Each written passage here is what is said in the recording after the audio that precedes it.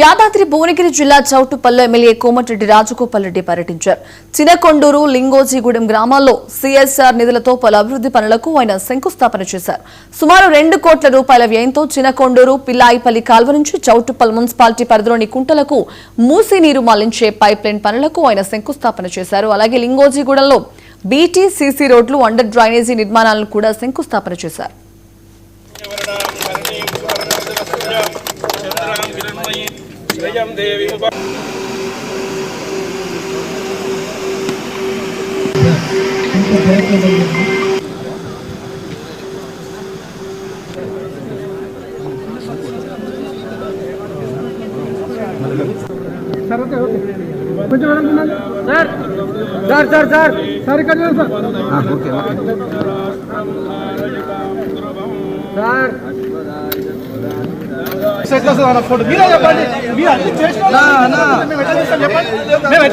Photo photo దూరం ఉంటే మంచిగా వస్తుంది కదా.